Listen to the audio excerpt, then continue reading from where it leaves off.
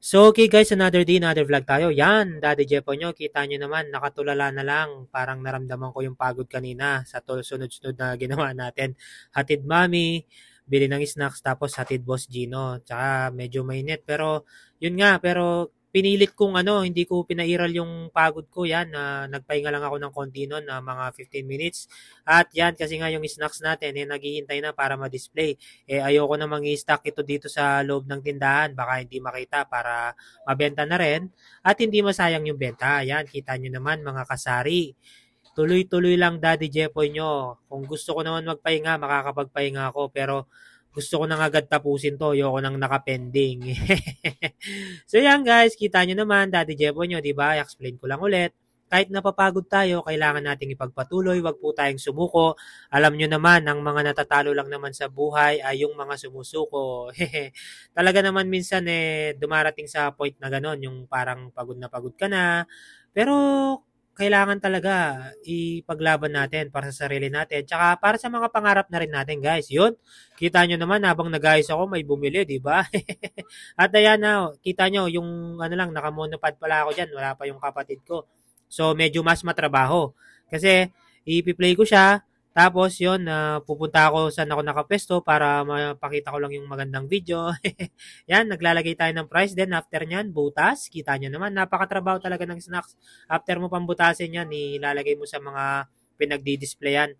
So, yan guys, wag po tayo susuko tuloy-tuloy lang tayo sa mga negosyo natin kasi kung talagang nakakontrol naman tayo at naman, disiplinado, makakamit din natin yung pangarap natin. Basta, kunwari, may kinita tayo, i-roll lang natin. Wag po muna nating dalhin sa leisure. Lalo na kung nagpapalago pa tayo at nag-uumpisa pa tayo. Ako, yung mindset ko, araw-araw, parang, nag-uumpisa ako. Roll lang ako ng roll. Tapos, kung may sumusobra, iniisip ko kung saan ko pa talaga siya magagamit. Kung for example, kung gusto namin kumain na masarap or kung may pagkain naman, pinipili ko munang kumain muna dito sa bahay. Ganun yung ginagawa natin. Para naman, dumami yung puhunan natin, instead na gamitin natin dun sa para leisure natin yon, makakapagantay naman yung guys. Kita nyo, di ba? Yan, mga konting advice lang ni Daddy Jepoy. Yan. If you want to be successful in life, work smart and work hard. Kasi marami din akong kakilalang mga nag-work hard pero hindi sila nag-work smart. Ang sisipag talaga actually.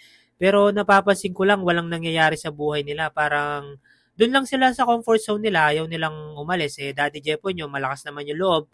Talagang pinagpursigihan ko to. Nung una, kinakabahan ako pero nagtiwala ako sa sarili ko at nagtiwala rin ako kay Lord na alam ko susuportahan niya ako at tutulungan niya ako sa mga ganitong bagay. At basta naman tama yung ginagawa natin, hindi talaga maliligaw yung landas natin. So yan guys, at this point, patapos na ako. Ano na naman napagsabi ko, sana na-motivate ko kayo kasi ang dami nagko-comment na medyo palugin na yung mga tindahan nila. Sana wag po kayo sumuko mga sir, mga ma'am. Sayang naman po. At eto po, ang aking finished product. Yan, tapos na naman. Masaya na naman si Daddy Jepoy nyo. Hehe. So yun lamang po. Maraming salamat. Siyempre, finger heart kayo sa akin. Bye-bye!